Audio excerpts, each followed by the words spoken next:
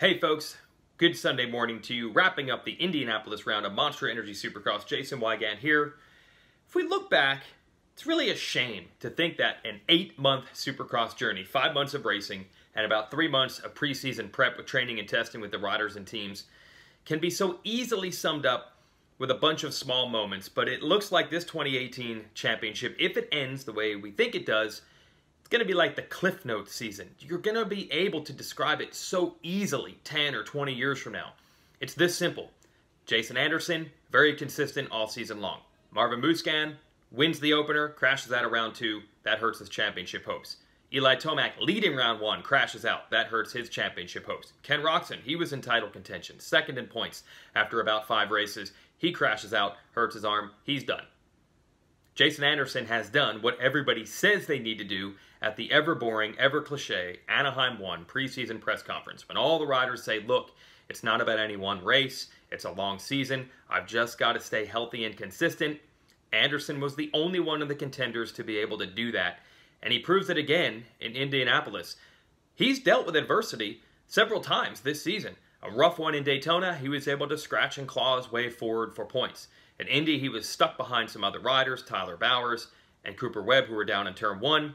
That puts him at about 20th place. And on a very tricky, very rutted, very difficult racetrack, he comes all the way back to finish 4th and salvage more points. Now, it did help that the field is kind of injury depleted, but whatever. Anderson rode very well. You got to race the guys that are on the track, and he did that. Also, the track being so rutted, the chances of Anderson having his own crash while coming through traffic, those chances were good, and he was able to avoid that. Plus, other riders can crash into you. He was able to avoid that. He did everything that a championship-level rider is supposed to do and all the things they talk about preseason at that Anaheim 1 press conference.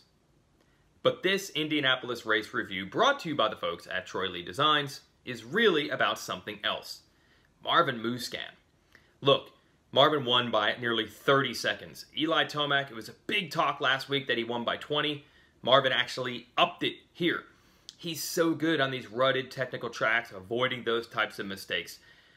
It actually seems odd that it's taken Marvin this long to get back to the center of the box. He's been riding well for the better part of 2 months now after coming back from that shoulder injury. He's finally got a win. It's only the 4th career victory for Marvin, by the way, which seems like he's won a lot more than that. But here's what this win does. It actually drives home just how much that crash out of round 2 is going to sting.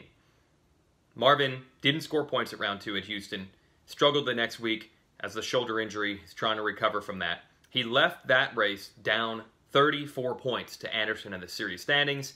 He is now down 35. So that means since he's gotten healthy again, he and Anderson have been about equal up. Now, obviously, Anderson is going to ride a little bit differently with a big points lead. He's not hell-bent on beating Marvin and scratching points away from him every single round. Anderson is in full championship protect mode. So these are all big what-ifs. But Marvin can at least know in his heart of hearts, yeah, basically this year I was good enough to contend for the title had I had not crashed in the whoops in that heat race in Houston. And that's got to sting.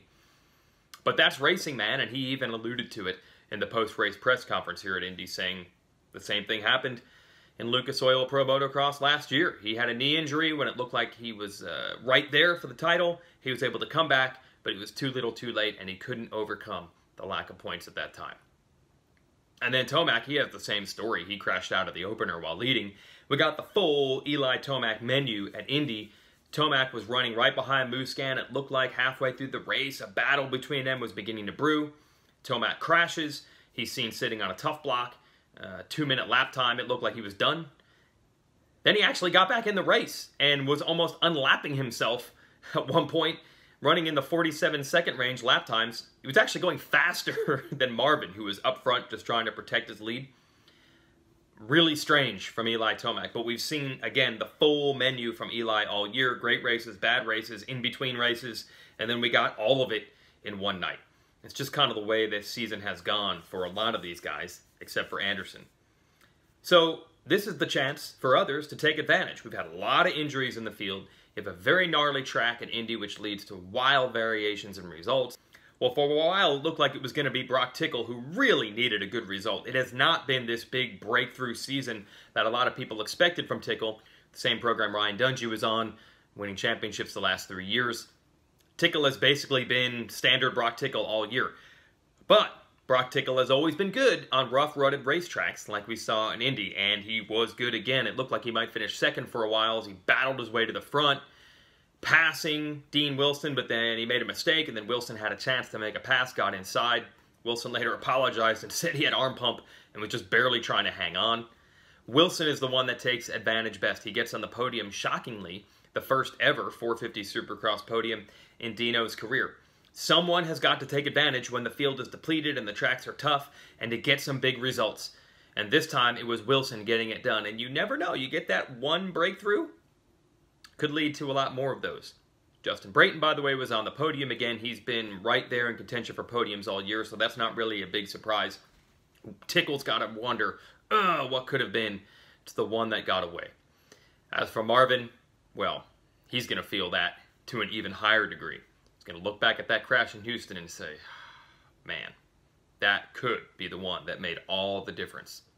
These race reviews are brought to you by the good folks at Troy Lee Designs. Thanks for watching. Mercifully, Monster Energy Supercross gets a weekend off, the annual Easter break, and then they'll be back way up in Seattle, a track that is normally, yes, like Indy, very rough and rutted. We'll see who takes advantage there.